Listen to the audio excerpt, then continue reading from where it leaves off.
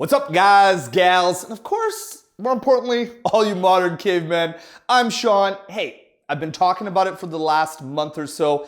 I've been working it out, and it's officially here. This channel just got sponsored by actually, which makes it even better, one of my favorite firearm stores in Vancouver, Italian Sporting Goods. You can see their logo around here somewhere.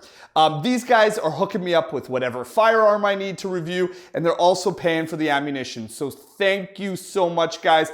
Please support these guys any chance you get. They're making this Canadian dream a reality. I mean, at the end, I really started this channel because I wanted to buy one firearm a week so I could review, but my wife just wasn't digging it. So this is the only route that I could do to continue. So huge thanks once again. Check those guys out. They're on Renfrew Street here in Vancouver. Please check them out. Without further ado, if Darth Vader had a gun, it'd be this thing right here.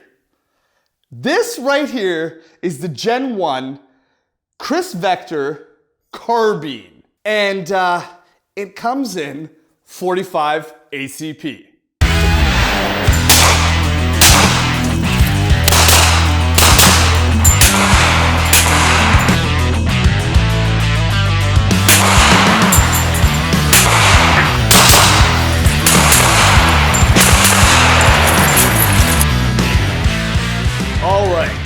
So let's talk about, I'm not gonna say it, not gonna say bad boy, this beast of a machine. So first of all, you've seen this in various different movies.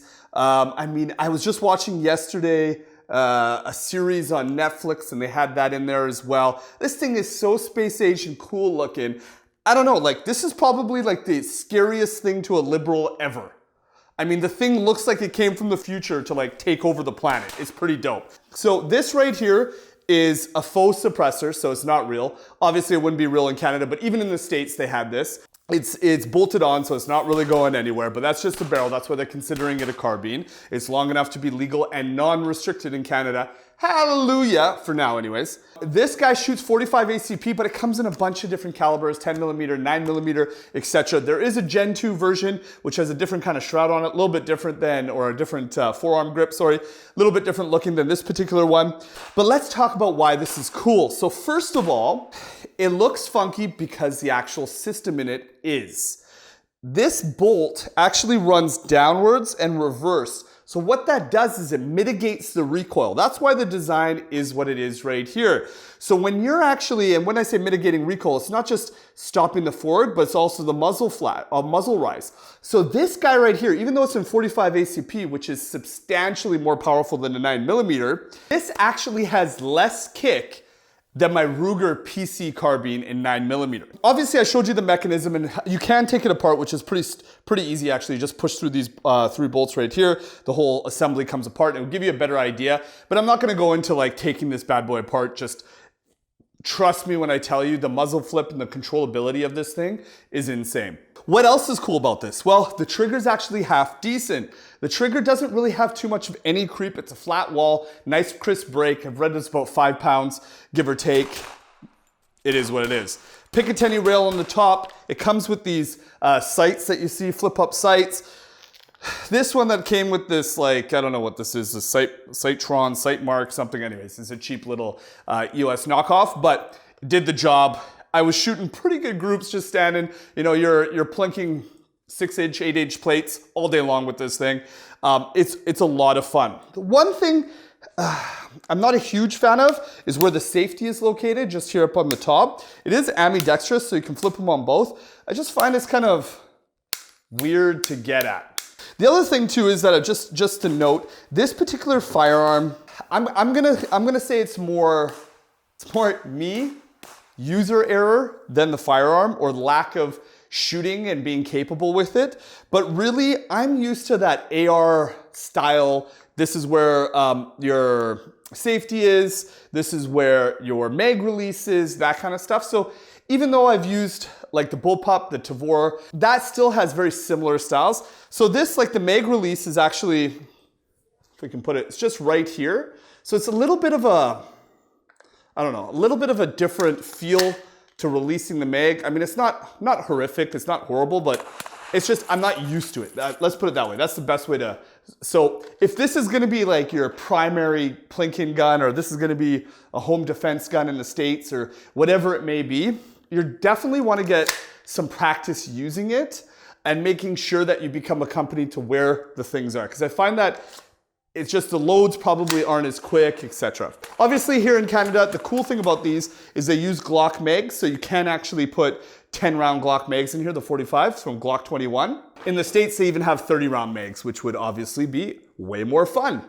3 times as fun. This is gonna be your receiver. You're gonna drop the bolt with that baby right there.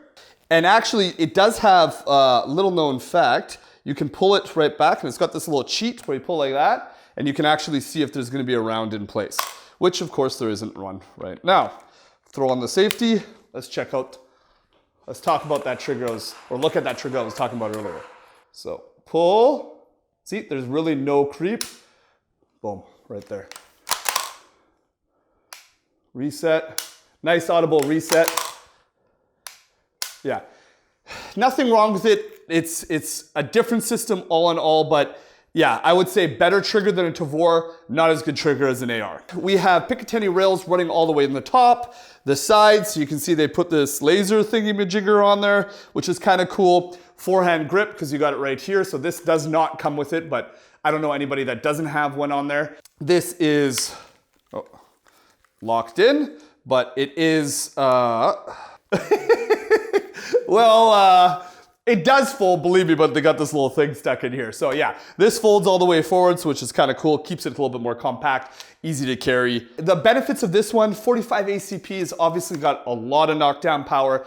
Obviously a little bit more expensive to shoot than you would your 9mm, but the amount of kick and how level you can keep this on, this is really cool. Before we go, the one thing I would say, the detriment to it, that being said, I did, out of the 300 rounds I put through this, we did have 2 jams.